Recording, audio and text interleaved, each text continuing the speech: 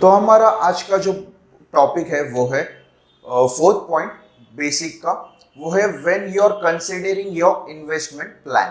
तो जो पहला पॉइंट है योर इन्वेस्टमेंट गोल, तुम्हें डिसाइड करके रखना चाहिए कि वो मैं किस लिए इन्वेस्टमेंट कर रहा हूँ। मान लो मैं अपने बेटी के शादी के लिए वो पैसा जमा करके रख रहा हूँ, यानी मैं जमा नहीं सॉरी इन्वेस्टमेंट कर रहा हूँ अपने बेटी के लिए, बेटी की शादी के लिए।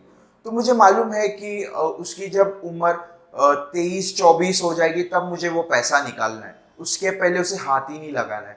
अगर मैंने ये प्लान किया ही नहीं रहेगा और जैसे प्रॉफिट होते जाएगा और मुझे दिख रहा है कि वहां पे बहुत अच्छा प्रॉफिट निकला है, तो मैं क्या करूंगा मालूम है, उसे निकाल लूंगा। क्यों? क्योंकि मेरे पास कोई गोल नहीं है, इसलिए। So there should be a investment goal कि हम किस लिए कर रहे हैं। तो हमारा जो सेकेंड पॉइंट है वो है time available working with that investment. इसका मतलब है कि हमारे पास कितना वक्त है वो इन्वेस्टमेंट के लिए।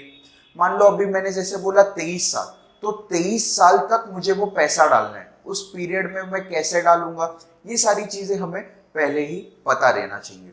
तो अभी थर्ड पॉइंट आता है ये क्राइटेरिया में, वो है नॉलेज ऑफ इन्वेस्टमेंट।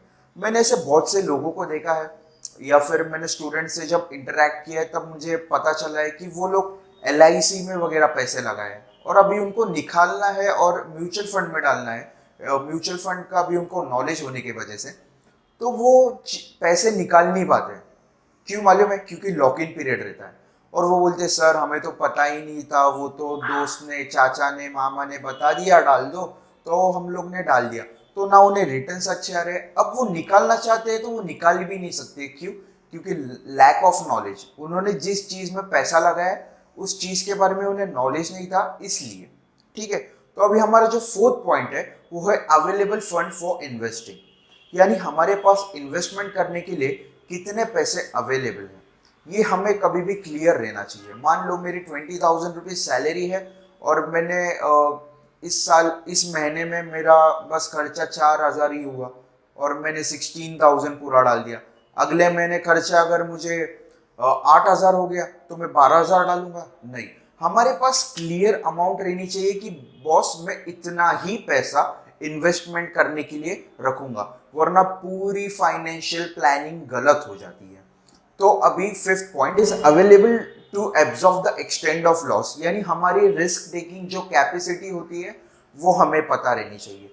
या फिर क्या होगा मालूम है, हम लोग पैसे डाल देंगे किसी ऐसे फंड में या फिर किसी ऐसे इंस्ट्रूमेंट में जिसमें बहुत सारा लॉस हो, और वो लॉस जब पूरा हो जाएगा तो हम अगर उसे बेयर नहीं कर पाएंगे तो वो बहुत गलत होगा।